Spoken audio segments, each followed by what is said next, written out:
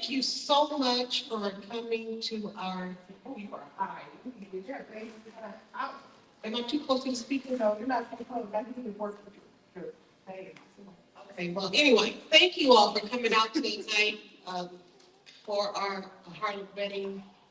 We talk with our dear beloved friend Tiffany Warren, who we love. Give her a hand.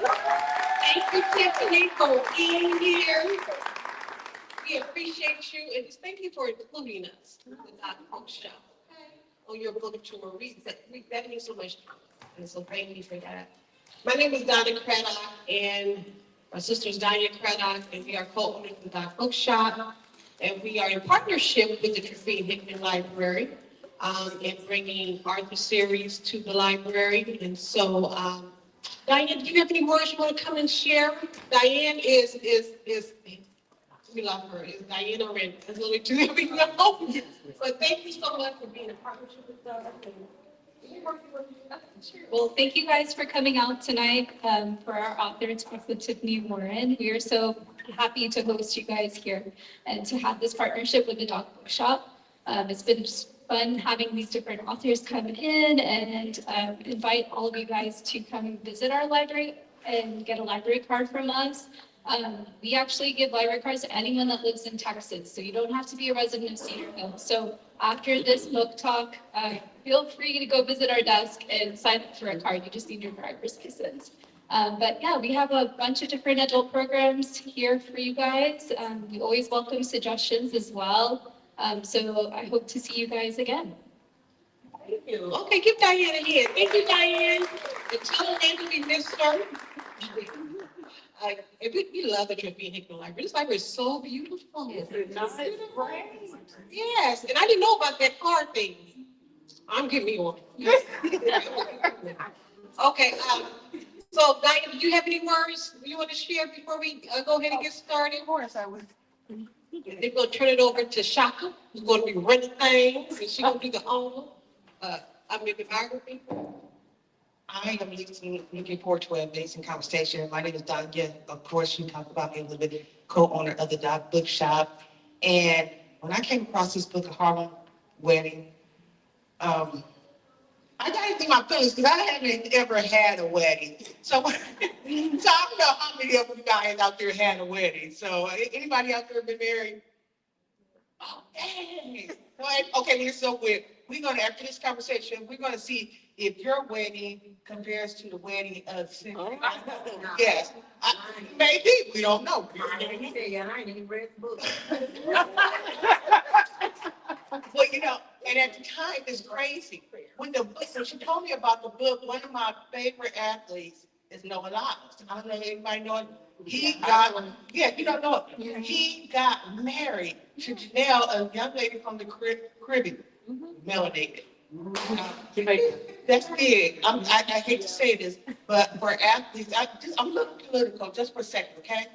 But so yeah, so that's really big for athletes of our time to marry a highly melanated woman. Her beautiful complexion.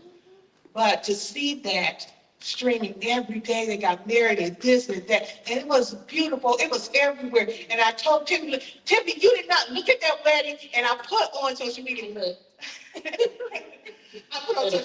I put on social media. Are we experiencing our own wedding of the century? You know, I got really bookish type of way in contemporary time, dealing with the historical W.E.B. Du Bois' daughter and Calvin Cousins and all that. I got really into my, contemporary and historical, because sometimes you have to try to make it relevant today. And I think that's the beauty of what we're seeing today and bringing up what is in the past so we can always remember history.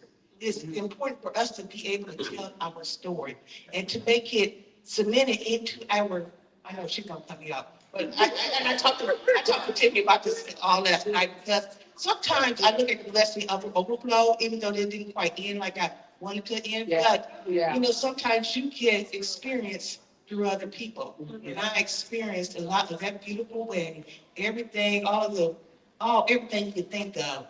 And I think I took some of that away from the Harlem Wedding as well. So I am looking forward to this conversation. And in the end, I am going to compare the two weddings. And I think we have a wedding of the century. We might have to do some post discussions of our time that that somebody's going to write about Canitas. So I'm going to turn it over to you, my sorority sisters, and just second thing sorority incorporated out here. Okay. I want to turn it over to my sorority too. And yes, we were visible, of course. Oh, you need this. Thank you. Okay, I'll turn to you. Good evening, ladies. How are you all tonight? That's great. Of course, my name is Shaka Manning, and I will be starting and initiating this wonderful conversation with Tiffany. Of course, like you mentioned, I am a member of Delta Sigma Theta. I do live here in the DFW Metroplex, hailing from Cleveland, Ohio, just like our author. And I look forward to chatting with you all. So let's get into it. So Tiffany L. Warren is a novelist and screenwriter who has published more than 30 novels. In addition to writing books, Tiffany has produced multiple musicals for the stage, as well as several book-to-film collaborations with BET Plus, including The Favorite Son. Her upcoming title, which is now released, A Harlem Wedding, has been published by HarperCollins this month here, May 2026. And we're looking forward to you all in delving into it. So let's get into this conversation. Ms. Tiffany, you want to start with a few words? Yes, well, so first I want to just say, of course, thank you to where'd they go? To Donna and Danya for always supporting. Independent bookstores are the hallmark of a successful author's career, and I need y'all to survive, so I thank you. They always keep the books in stock, like, if y'all don't buy these copies of A Harlem Wedding, they'll be there in 3 years. They'll still be on the shelf. And I love that because our readers sometimes discover us after the initial publication window. It'll be 2 years and they'll still be discovering the book. So I am excited about this. My last tour for The Unexpected Diva was exclusively indie bookstores and libraries because that is where, I find my support. I also want to thank Shaka for doing this. I just popped up, she's a new mom. Well, the baby's almost 2, but she's a new mom. And I was just like, can you please do it? So the reason why I asked is not just because she's my friend and she's from Cleveland, but because she's a member of Delta Sigma Theta Sorority Incorporated. And our protagonist, Yolanda Du Bois, was a historic Delta. And we will talk about that a little bit during the discussion. So thank you. You are so welcome. So let's get into this conversation. I know burning minds want to know, what made you choose Yolanda Du Bois? Okay, so when I wanted to get into historical fiction, it felt like legacy work. If you followed my career, I've written inspirational fiction, I've written young adult, I've written women's fiction, and around the time of the George Floyd situation, it started feeling like I wanted to do something that meant more. How many sister girl books can I write? And I just wanted to, leave something behind that I felt mattered. Not that the other books don't matter, but our history is so important. And historical fiction started taking off. But I am still me, and I still love a juicy story. So I needed something that was going to be, that I could get through. Like, I didn't want it to be, I write stuff I would want to read. And so Yolanda Du Bois and Countess Cullen, I had heard about their catastrophic marriage. And I knew there was a lot of juice and tea there. But when I started to research them, there was a mountain of information. And so I had to take a step back. I actually started with A Harlem Wedding, but then I wrote The Unexpected Diva instead because that took place during the antebellum. There was not as much research for me to do, and it was a better segue into historical. But I just love Yolanda Du Bois as a protagonist. She was the it girl of the Harlem Renaissance, like the Lori Harvey. She had all the boys, the fashions, the clothes. She went to every party. And when she went, wherever she went, if she went to play bridge, it was in the newspaper. Like she was in every society column of every African American newspaper in the country, not just the one in Harlem. And so Harlem in the 1920s is probably the only time period in this country where I would go back in time to as a black woman. Like I would go back to 1920s Harlem, not 1920s Tulsa, right? But Harlem. Because the Harlem Renaissance era was such a vibe, like the music, the freedom, and we had this like rebellious joy that was happening in the midst of oppression. And so I really love the Harlem Renaissance because I just, you know, I love to see us living out loud. And a lot of the lessons that we learned as Black people of survival during that era, we're still using in 2026. So I was happy to find someone who, you know, folks have heard of Yolanda Du Bois, but only that little salacious tidbit and not the story behind it. So I was, you know, very intrigued by it. Well, speaking of Harlem in New York, you know, my family is there. All my immediate family's in New York. My dad is basically from Queens, and I've lived in New York. My mom still lives there. So I love New York, and I love going there. Harlem is still fun. Yes, it is. So what did your research look like in Harlem to make this story? So who's read Harlem Rhapsody? Anybody? Okay. So Victoria Christopher Murray and I went for the first jaunt of research. We went for 3 weeks and we stayed in Harlem. And every day we went to the library, the Schomburg Center, where there's a treasure trove of information there, letters. There's a Count Cullen collection. And when I tell you those letters were piping hot, I mean, it made me want to like delete all my text threads. I said, what if something untimely happens to me? And they see the group chat. That's what it felt like reading the letters of the Harlem Renaissance. And you know, Langston Hughes would write Count, and they were so messy, so messy. And when they really wanted to be messy, the letters were in French. So yeah, and I speak a little French, so I could tell like, oh wait a minute, I need to translate this whole thing because I need the whole story. So the research looked like every day we would spend like 8 to 9 hours in the library. We would go get something to eat, go back to our individual hotel rooms and write. And we would text each other all evening, like little things that we found.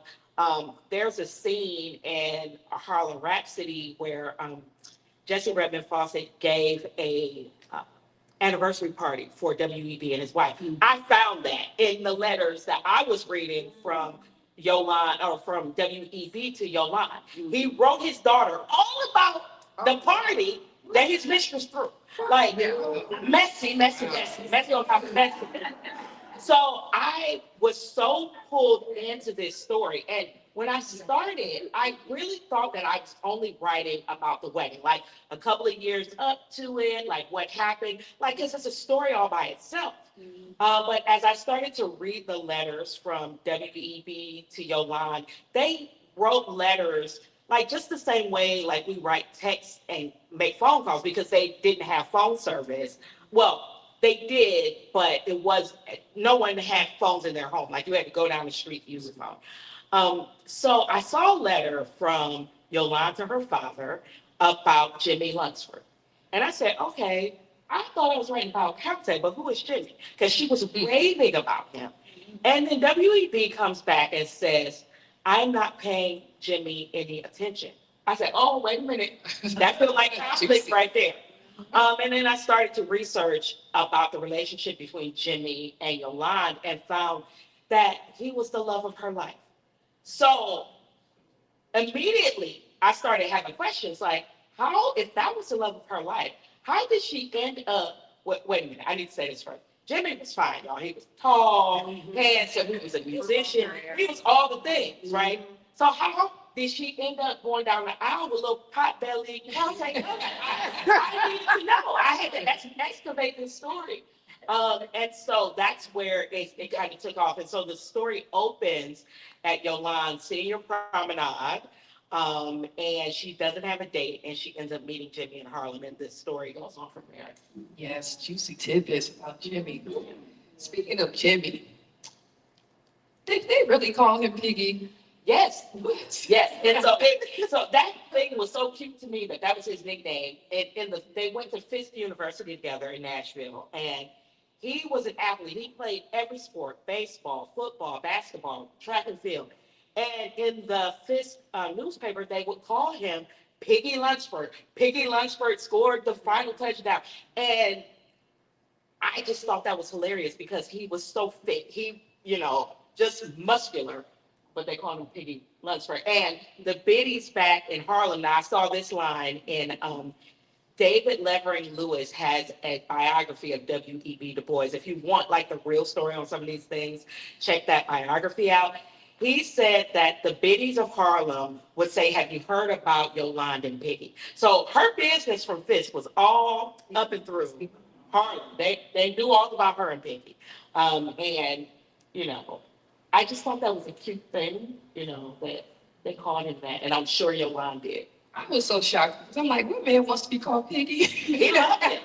And he even had a preference on how you spell it. Oh, okay. So he wanted it spelled P-I-G-G-I-E, not P-I-G-G-Y. Okay. Yeah. Awesome. So let's get into this W.E.B. Du Bois. Dad, woo, was he really that insane? And listen, I have been asked this question multiple times on the social media. Was he really this insufferable? And I will say, let me just start by saying W.E.B. Du Bois was an icon in civil rights. Right? The movement work that he did was unparalleled at his time. He was not just one of the most educated Black men in the country. He was one of the most educated men in the country. He had a PhD from Harvard. And he was very interested in, of course, the advancement of colored people, NAACP, right? But our heroes are flawed, just like everybody is flawed and imperfect. And so to separate the legacy and the legend from the human is a beautiful part of historical fiction because you get to look at these heroes and these people who did extraordinary things through the lens of their humanity.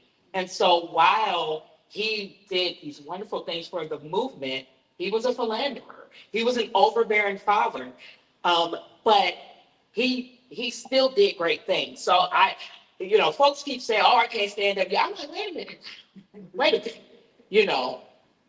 Most of the husbands in 1920s was cheating. We have to remember the time period because the women couldn't divorce.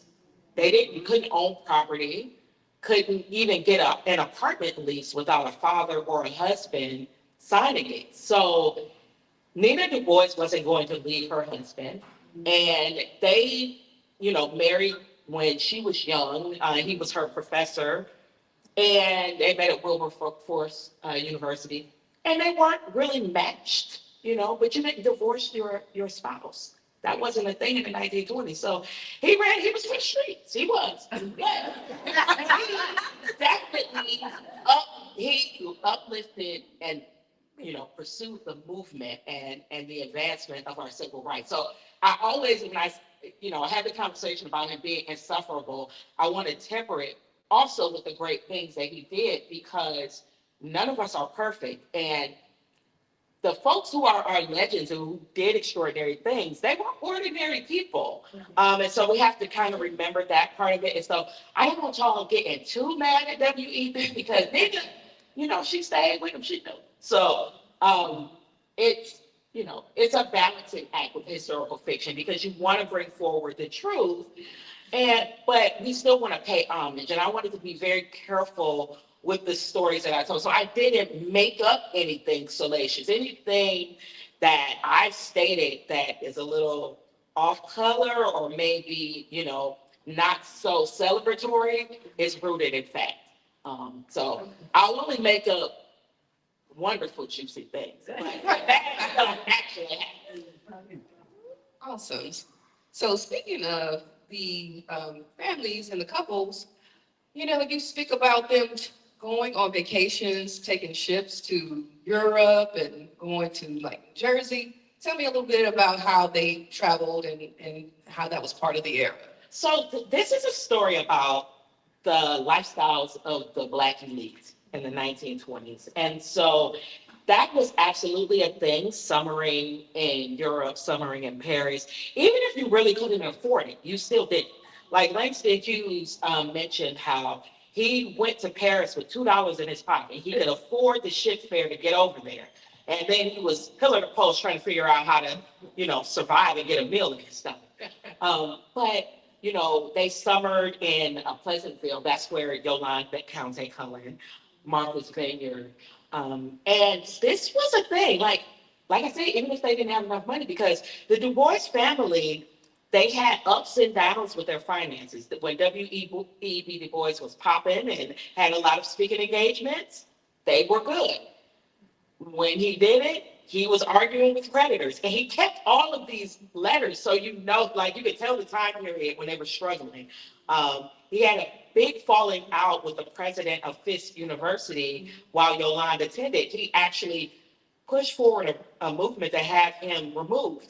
And it all boiled down to them fighting over a bill that Yolande owned. Oh, wow. So the Black elite at the time, we were approaching the Depression years. Sometimes they were, had a lot of money, like Madam C.J. Walker and Elia Walker. And sometimes things were a little sketchy, but they still lived out loud, just like we still do. Right. I think that's a cultural thing for us. You're never going to let the struggle define you. We're going to still enjoy life, even in the midst of a struggle. My Uncle Buck, who is with the ancestors now, but I remember when I was a teenager, he said, look, always have peanut butter and bread in your house, because nobody will know that you're eating peanut butter and jelly outside of the house. And it just stood out to me because they came up during the Depression. That's how you lived. You made sure you survived through the lean years and through the tough years. And that was even with the Black elite. W.E.B. Du Bois had this theory about the talented 10th that I don't necessarily agree with it. But his ideology was that there was, a subset of the community who was gifted and talented, and they could uplift the rest of the Black race, and that it was a 10th of them, and that 10th really operated as the Black elite. They were in sororities and fraternities. They were educated, and they really tried to educate, to reach back. That's the part of the theory that I do like, the reaching back part and pulling folks up. So it wasn't just about parties and fashions. It was about how do we, erase the color line and show Black people in our glory. And so I do appreciate that about our icon. Awesome. Well, speaking of the talented 10th, you mentioned a lot of different famous names in the book. Did Yolande actually interact with all of these individuals? Yes, she did. So Yolande was an intern at the Crisis magazine, and she interned under Jesse Redmond Fawcett. I imagined that Jesse was a mentor to Yolande because Yolande actually wrote several pieces for both the Browning's book, which was the children's literature, and the Crisis. Also, there were literary teas. And the reason why I know that she was with these folks is because when she went to a party, it was in the newspaper, and they would list everybody who was at the party. Okay.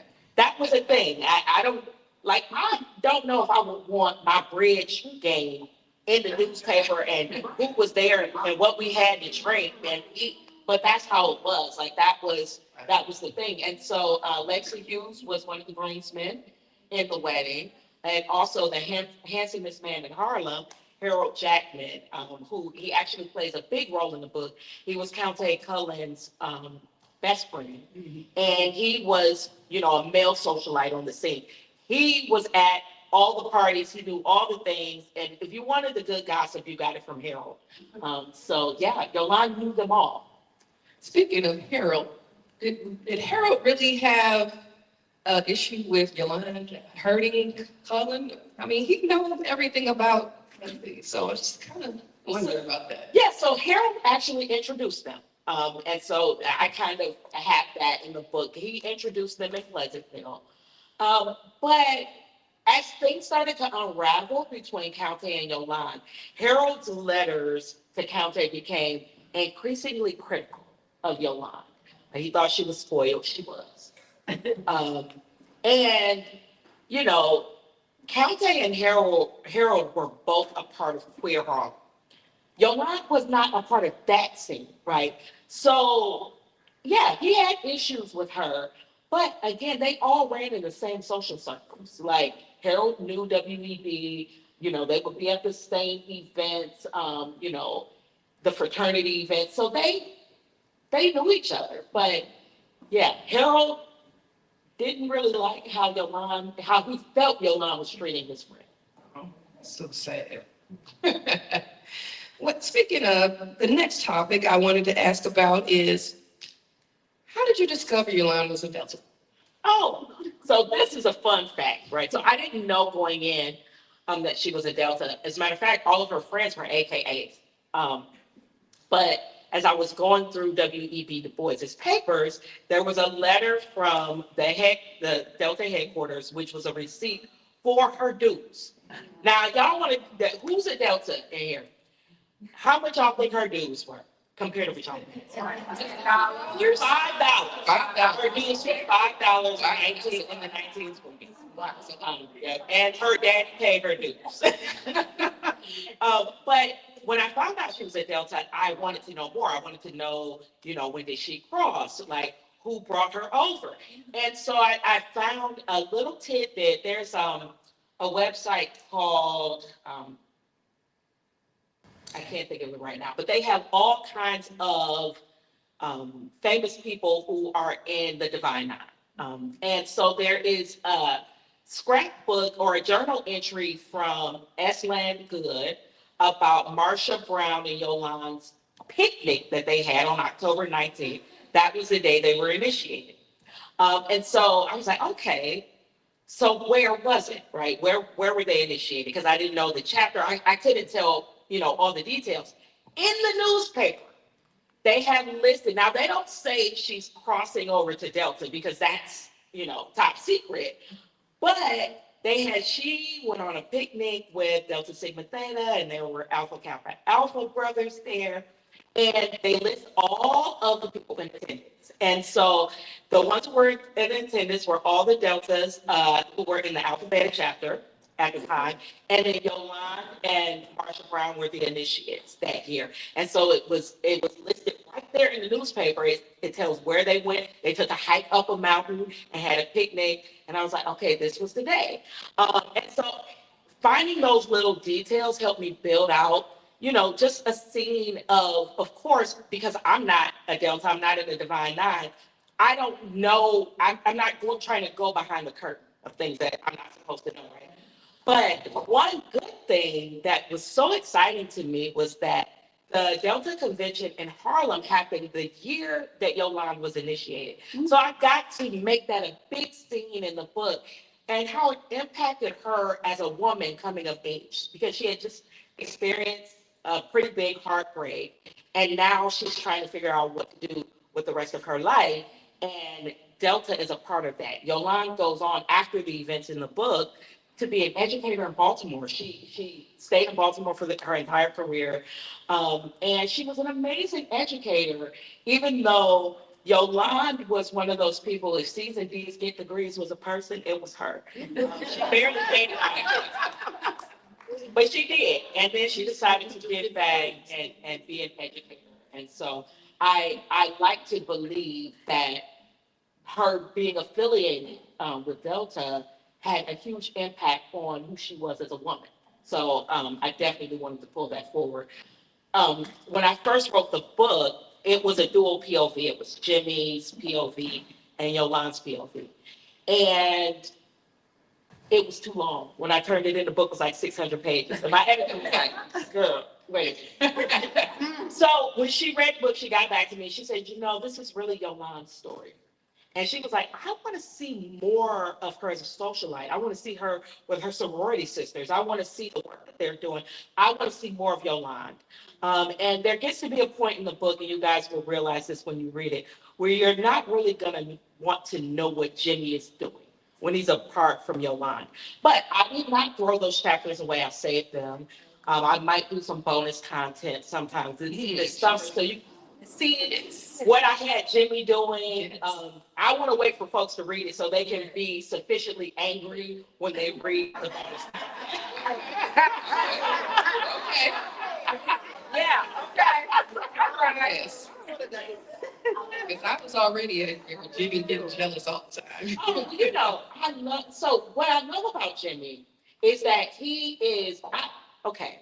So any fine hero in my book is Idris. Like, even if they don't look like Idris Elba, he's gay. Okay. Because that's how I get into, like, that's how I get, I hope my husband ain't watching. This is how I get into the, romance scenes. Because Idris is all the things, right? He's the protector, he's smoldering, he's romantic.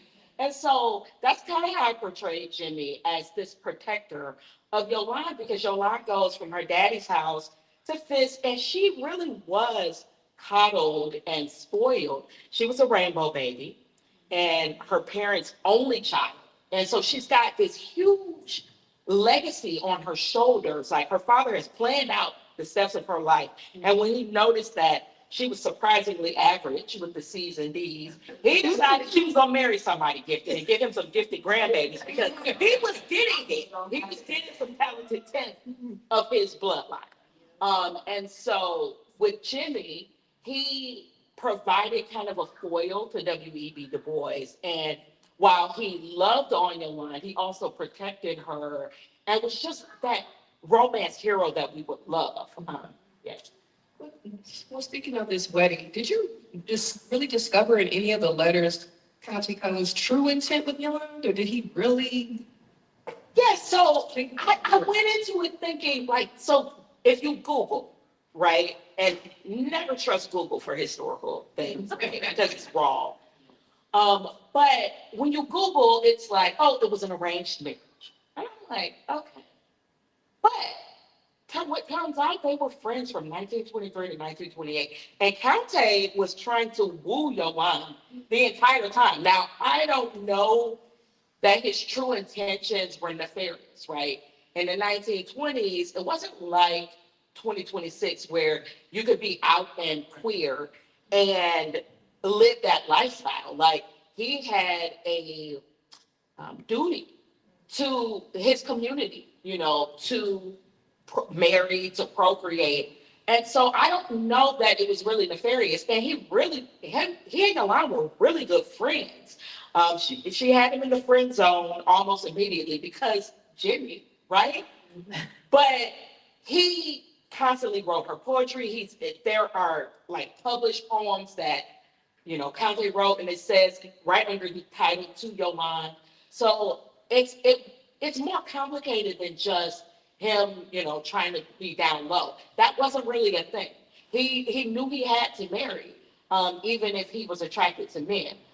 So I don't think that Countee was being nefarious. I think that's just what he was dealing with in the 1920s. I found it quite interesting that they didn't consummate the marriage at least on their wedding night or any other night. So that was interesting. And why was that, like, in the newspapers and things like that? That was in the newspaper. Listen, it was like the National Enquirer, right? So she did. Countee won the Guggenheim Fellowship right before they got married. And so that is this huge award for writers and, artists so that they could, not have to work and pursue their art. Mm-hmm. So Countee went to Paris with the money from the Guggenheim Fellowship, and Yolande stayed behind. Now, this is right after their wedding. So she stayed behind, and Harold Jackman, the handsomest man in Harlem, and the best man of the wedding, and his father, and Calvin's father, they went to Paris together. Immediately, newspapers jumped on it. They said, oh, the bride is back in Baltimore teaching, and the groom has gone to Paris with the best man. Well, they don't even say Right. And of course, Yolanda would be up in arms about that, right? You know, but there was one journalist, her name was Geraldine Dismond or Jerry Major, depending on, that was like her pen name. She wrote for every gossip column in the country, and she was right in Harlem, and she was right in the thick of it. Like, she called their wedding preposterous. Um, because everybody except so there was like two different Harlems. There was queer Harlem, and then there was the buttoned up Harlem, right? So everyone in the art circles and the queer circle, they knew Conte, right? They knew that he wasn't all the way straight. So they just thought it was preposterous for him. They had this big spectacle of a wedding, 3,000 people in attendance. WEB, the boys invited everybody, got in everybody. And then fed everybody tuna sandwiches and wedding cake because we couldn't afford to eat this poor people. And they all piled into the church and spilled out into the streets of Harlem. And, you know, all the queer Harlem was there and they just were cackling and giggling. I'm like, what is happening? What is Kanye doing? And, you know, it unfolded quite how you would think it would unfold. But, you know, everyone that was there didn't know about Kanye. His friends knew. We Victoria and I debated whether or not W.E.B. Du Bois knew that Countess was gay. I was like, thought that he knew. I was like, there's no way he couldn't know. But he was so anti-gay or anti-queer, W.E.B. was, that he would never have married his daughter off. Yeah, he would never have married his daughter off to a queer man. So we just came to the conclusion that he didn't know, and he was just as shocked as anybody to find out about Kante's, sexual attraction to men. But it the way it unfolded, I do think Miss Jessie Redmond Fawcett knew. She was very close to Kante. He was like a son to her. Yeah, so I think she, just like any mom or aunt would know. I think she knew, but y'all will have to see how she handled it and got handled in the book. Speaking of which, this book is written with such colorful detail. Like, you can just paint a picture. And I've sat back cackling and laughing. I said, it's going to take me a while to read this book because I'm a visual person. So I'm sitting up there just, visualizing and taking my time to see the images that you paint. So you did an excellent job of doing that. And I wanted to ask you, what did you want your readers to take away from this novel? Oh, so, the biggest detail that I found that was enlightening to me about Yolanda, because one of the things about writing historical fiction is you really want to capture who the person was. You want to capture the heart of because you're not going to get all the details right. But it's fiction, so it's okay, if you don't get it exactly right, which is why I don't do biography work. I would prefer to write fiction. But there was a huge find that I found it online, Yolanda's scrapbooks. And she had saved them and passed them down to her daughter, and they were lost in a storage locker in Louisiana. And someone bought the storage locker. So I saw them, they had them on eBay trying to sell them, right? And I knew they were authentic because I knew Yolanda's handwriting from the letters, and there were pictures of Jimmy. There was a note from Jimmy in one of the scrapbooks, and I was like, oh, I want to see that scrapbook. I want to see it. And of course, I couldn't afford it. They were trying to sell it to, a museum or something. So University of Massachusetts at Amherst acquired the scrapbooks, and they live now in the W.E.B. Du Bois Library. I drove there to go and look at them. And one of the pages in the scrapbook, there's Yolande, her father, and her mother, just images, pictures, photographs. And under her father's name, she has written, "Let me be worthy." Oh. And I had already written the first draft at that point, but it let me know that I had captured that struggle, that conflict that she had of trying to live up to her father's very big demand for her life, and then also trying to follow her own hopes and dreams. And so, what I want people to take away, and especially young women when they read it, because you are worthy already, right? You're worthy of all the things, all the dreams that you have. And Yolande wasn't sure about that early in life, and she had to she had to grow into her worthiness. And I want women particularly to understand that you're already worthy. You don't have anything to prove to anyone. You're worthy of joy, of everything, of all the things. And so that is the biggest takeaway. And I hope that I got Yolande there on, or at least on her way to that realization for her life. Thank you, Tiffany. I'd like to open it up to questions from the audience. Are there any questions? Sure. I read Harlem Rhapsody, and they talk about Yolanda a little bit, but as a kid, that she was very sickly. Do you address that, or what was the illness that she had? So she had a lot of illnesses, and it was suggested that they were a little psychosomatic and like brought on by stress. Like she was always fainting, always having fainting spells. She had a very bad case of appendicitis, and it made her like lose several weeks of school. So she had to go to summer that year at Fisk. And then even after she had the appendicitis, she had something called an adhesion after the appendicitis. So then she had to have another surgery. Her dental work was horrible. Like she was always getting, because she likes sweets and cakes.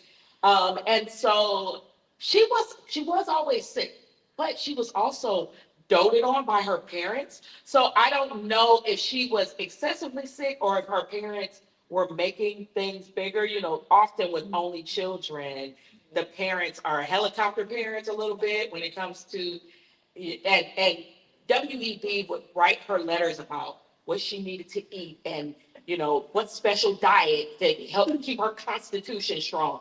He was so obsessive about every little detail of his daughter's life. And honestly, it was a little strange because I can't imagine a young woman in the 1920s going to her father for advice about sex. What about the mama? Like the letters that she wrote to her mom were really lists of items that she needed. I need this outfit. I need this sheet from Bloomstein's. But her father was who she went to with all of her concerns. And he was very much detailed in like telling her how to spend her money and how to save her money. And it just all the things regarding that. And so I'm not sure if her health I'm not sure if she was as sickly as they made it out to be, or if she just had those regular kind of, childhood illnesses. Yeah. But she did faint a lot, usually when somebody was, stressing her out. Thank you. Yes, ready? So you said the scrapbooks were found in Louisiana. Do you have any idea how they ended up there? Like, did she move there at some point? No, her daughter was a professor at Xavier University. And so I'm imagining that's how they ended up there. She died not too long ago. And I said, she probably, and Yolande's daughter had sons. They probably didn't even know the storage locker was there. And so, because I can't imagine they would let their grandmothers, and great grandmothers, very historical documents just get left in the storage locker. They probably didn't even know it was there. Any other questions?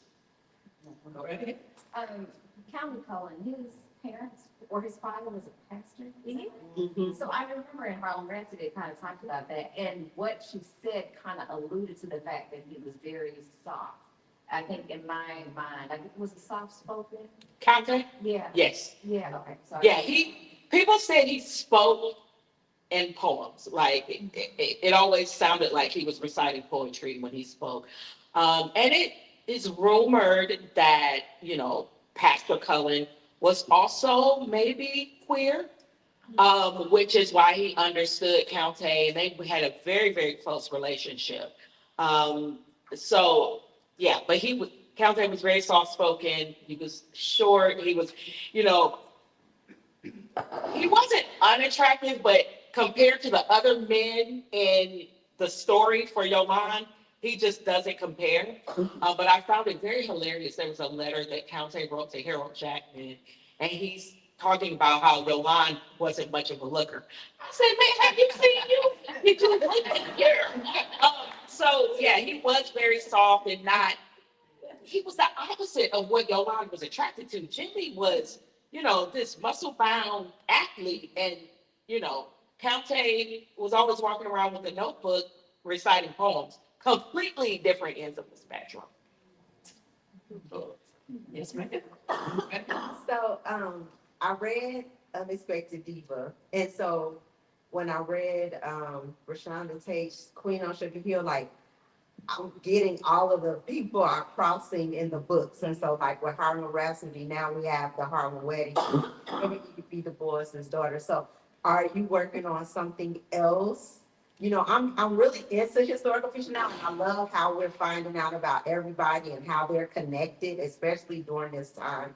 So are you like thinking about another book or Yeah. another historical fiction? So I have two historicals that are works in progress. One is another Harlem story, and I'm like, are y'all Harlem down yet? Yes. Y'all are down yet is Harlem down. I think the readers are next Harlem down. There's so many stories in Harlem. Oh my God, there's so many good stories in Harlem. But the other historical I'm working on it's a dual timeline, and it's got a little sci-fi aspect to it. So yeah, but I love the historical genre just because it lets me play in this huge sandbox of things that I didn't know about. Like I had heard of Yolanda Boys. I did not know anything that she accomplished. I had never heard of Elizabeth Taylor Greenfield. So getting to play in, the history sandbox is amazing, and I love it. So as long as publishing is still giving contracts out because I still have to turn a coin for these books. Yeah. As long as they're still being acquired, I have stories for days. So we'll see. But I do have some that I'm working on. Is it connected to anything that's already out? So my Harlem book does have crossover. Okay, all right. I'll just leave it there. Stay tuned. It's more to come. Yes, ma'am. Oh, her husband, the second husband. Oh, okay. So yeah, so Yolande did remarry, but that's outside of the time period of the book. I touch on it a little bit in the epilogue. So the epilogue is a 10-year time jump. Oh. Oh, I'm sorry. Did she? What you ask?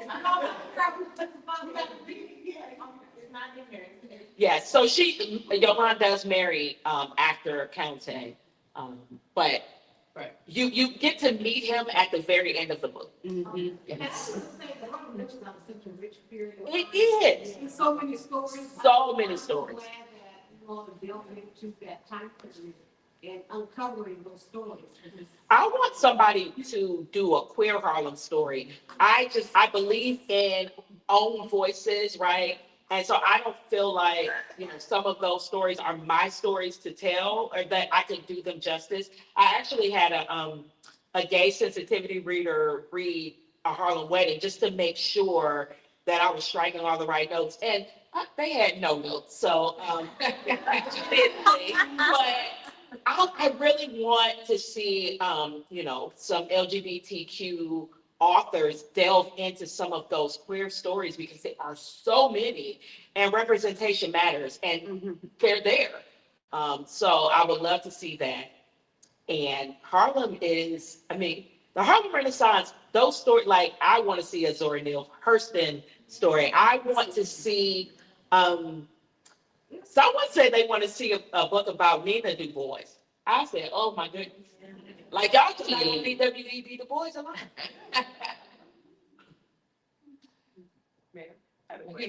You were talking about not knowing who some of the folks were. I wasn't familiar with County Color. I was reading Harlem Rhapsody and I went, wait a minute, why do I not know him? But I know who Langston Hughes is. Can you expand on that? I just think that, I'm in my 50s, so growing up during, the 80s, when we did Black History Month, we were always reading Langston Hughes poems. So I think he just became the most popular one out of the Harlem Renaissance. But Countee was as famous as Langston during the time, and I really enjoy reading Countee's poems. Give you their he has some very like long poems that are like epic stories. And it's just, Langston gives us those little short but mighty verses. And Countee's are sometimes a little bit more drawn out and there's a storytelling aspect to it. So I enjoyed being just immersing myself in some of Countee's work because I knew his name, but I wasn't familiar. Mhm. I think I saw a couple of hands in the back. Oh, we'll jump to one side and we'll come back over here. Okay. At the end, Yolandi ran. I don't want to. It's kind of a spoiler. No. Don't spoil it, but you can ask me at the book side of the table. The question. Okay. I'm like, didn't keep them ready yet. But the scene you're talking about, because I already know what you're about to get The into. very end. It happened. It's true. Yeah, that actually Oh happened. wow. You'll find out. Hey, you gotta read it together. Just remember. Yeah, read it together. Just remember. Read it and then we'll come back to that. Did you ever discover why W.E.B. Du Bois was so against Yolande being with Jimmy? Oh yes. So he did not like jazz music at all. He thought that it did not do anything for the movement, right? So he thought it just had people, dancing and rump shaking in the club, and he was against jazz music in the beginning. But then later in life, he started saving clippings about Jimmy. Yeah, because Jimmy Lunsford became a huge jazz musician and in the 1930s. And, I hope W.E.B. Du Bois said, hey, I should have married my daughter. Yeah. Yeah. Change his perspective. Yeah. Perspective. All right, in the back there. Okay, I know they both were alphas, and I don't know if we got to that part of the book where you were telling that story because I'm sure it was because he was his frat brother, that's why he wanted to push County to Yolande and have that relationship. How did that whole fraternity dynamics impact County coming out? Because, I'm sure it didn't sit right with fraternity at the time. I know it did. Well, a lot of his frat brothers were right with him at the bathhouse, right? Yeah. But again, this was queer Harlem in the 1920s. It was so different than 2026, Not right? alpha. Yeah, County Cullen was a member of Alpha Phi Alpha. I know. That's all the company. I mean, but again, W.E.B. Du Bois was as well, and he had no idea about County. So again, this was the underground. And the Black elite in Harlem, they were going to be in the Divine Nine. They were going to be educated. They were going to be members of society. And it just, being out and queer was not a thing. You had the boxes to check off. And County was very excited about being an alpha man. I remember reading the letters that he was writing to one of his friends who was an alpha. So we can't look at it through the lens of now, because it wasn't, bisexual was not a thing. It just wasn't a thing. And I'm not 100% sure that County was gay. He remarried after Yolande. It could have been a lavender marriage. He could have been bi. I don't know for sure. I couldn't find evidence that he was anti-woman. So it was just a different time, and it wasn't judged the same as it's judged now. I know, the alpha men of 2026 don't want to hear that, but it was a different time. It was 100 years ago. Well, actually, speaking on that, Conte seemed like he was like almost the last choice before Yolande aged out. So there was a Fenton guy too, and he was now. Yes, Felton Clark. She actually met him in grad school at Columbia. And the the trajectory I have them on in the book is not exactly how it happened in real life, and you'll see this in the author note. I just didn't want Yolande with all these men, right? Because she did have a lot of boyfriends, and Felton was fine too. He was, kind of another version of Jimmy. Um, and she was engaged to him. In the book, I have it playing out a little bit different because I was like, now, I can't have her date all these men. But yeah, Felton Clark was also an alpha. He was at her initiation into Delta. His name was listed in the newspaper article. Yes, ma'am. So I want to know about your writing process. Is there anything, there are all the different books that you've written, is there anything that you do consistently, like at the beginning or the end, that kind of? So my first thing is I have to know how the book ends, or I can't even start, because I'll never finish. So I do a little bit of outlining, but really my novels kind of unfold. Like, so I know where I'm going. I just don't know the path that I'm going to take to get there all the time. With historical fiction, the process starts with the research. So you do full immersion in the time period. And I didn't really know anything about the 1920s other than flapper dresses and the long cigarettes, right? So I needed to fully immerse myself in the 1920s and just understand even the language. So reading the letters helped me get the dialogue. I read, the Crisis magazine. I wanted to see how they spoke. I read a review. So there's a thing I do with reviews. Like, they tell authors not to read reviews. So I do a thing where I read reviews until I come across one I don't like, and then I stop. I don't read anymore. But I read a review by a reviewer who questioned whether Black people spoke that way in the 1920s. First, I was in the wait. But then I guess I understood the question because the portrayal of us has not been the Black elite of the 1920s. But yes, they spoke like that. They spoke French half the time because that was, oh, you were extra elite if you were fluent in French. And so their letters were very formal. They spoke very formally. And I wanted to make sure I captured that in the book. And so reading the letters, understanding the dialogue between the characters helped me to just get a feel. It just made me feel like I was there, right? But then I put the research to the side because the story has to come out. Because storytelling is storytelling. You've got a protagonist, you've got an antagonist, you've got the love interest, you've got that goal that they're trying to attain by the end of the book. And then you have the theme, which is what you want your protagonist to take away and you want your readers to take away. So that's the storytelling part of it. I had to build the story and then come back to the research as the story was going. So, there were things, you don't know what you don't know until you start writing. So, for example, what did they eat at the club? I don't know. Because they were there. And they're eating things like, they love Chinese food for whatever reason. There was a lot of Chinese food eaten in Harlem and fried pork chop. They ate a lot of pigs, okay? Everybody was always eating a pork chop. So that was, as I'm going along in the story, I don't let myself get bogged down. Like, I'll just make a note, like, I need to come back and find out what they called the car. Did they call it a Model T, or was that something we named it later? Like, things like those little things, because writing historical fiction, the details are super important.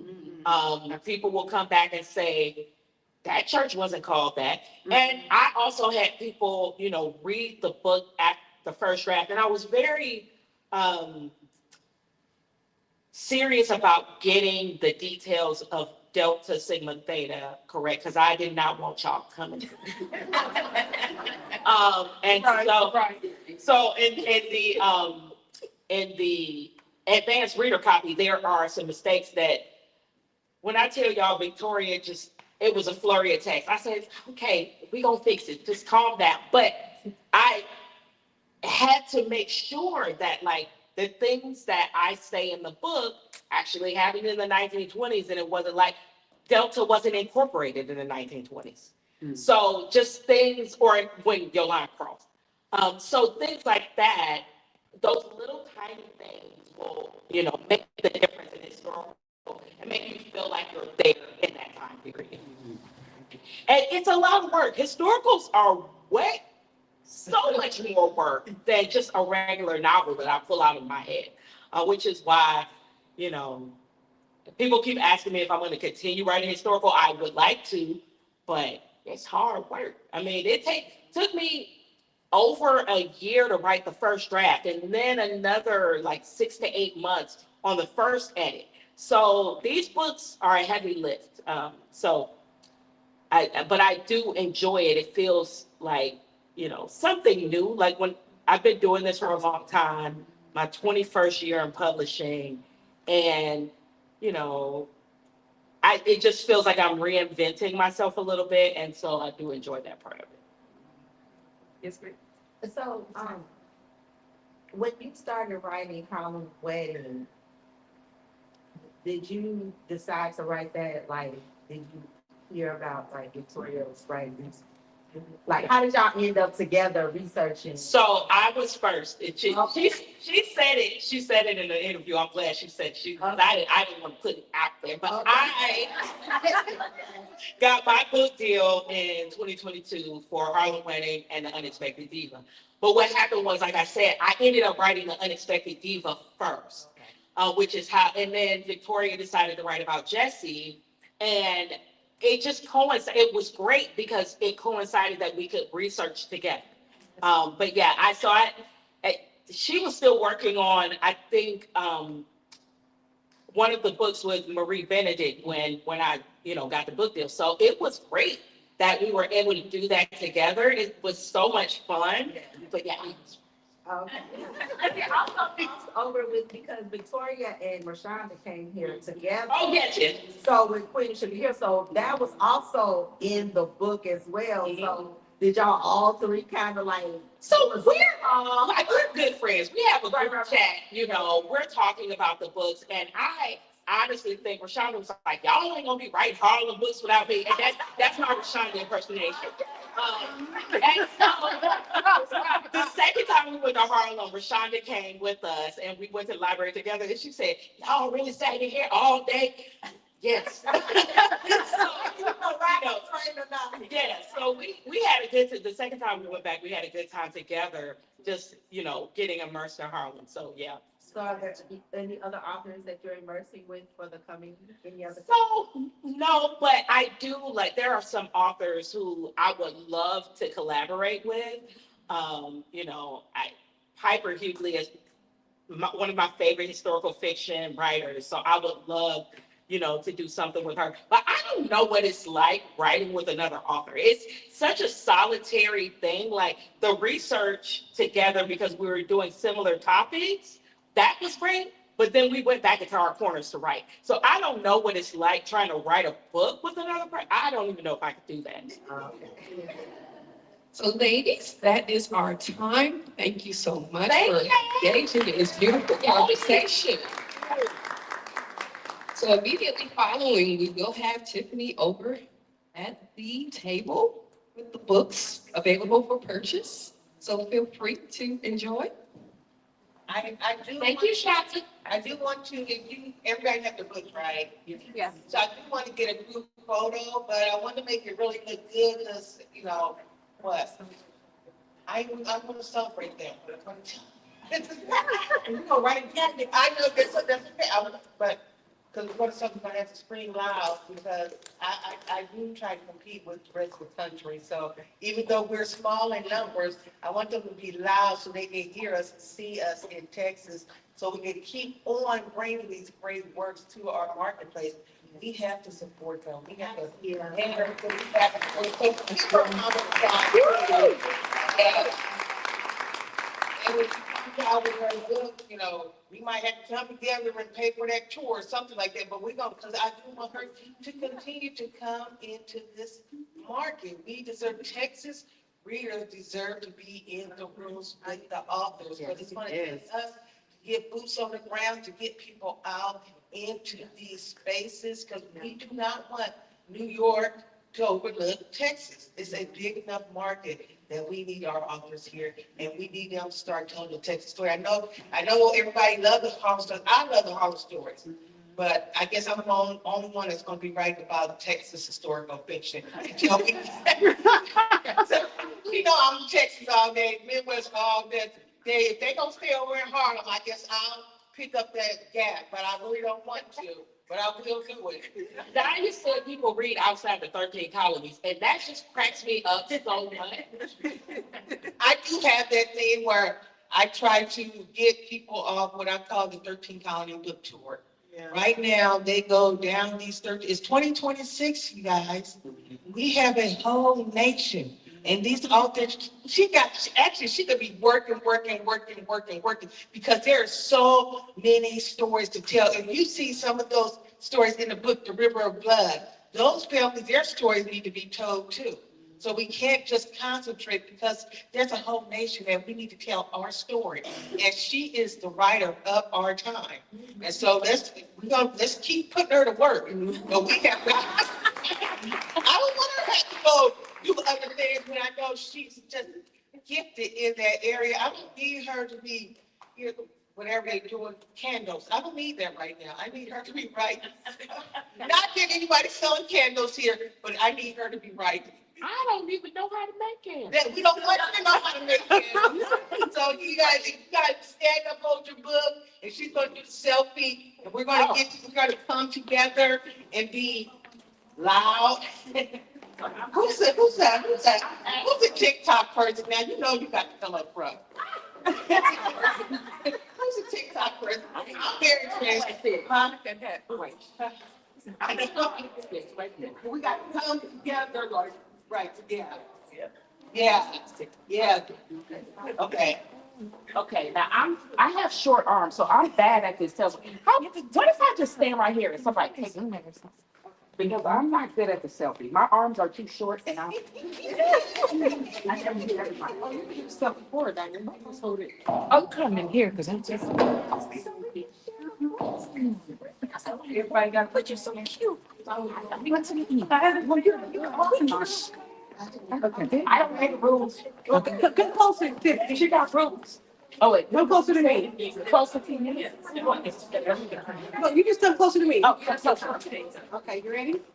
Okay.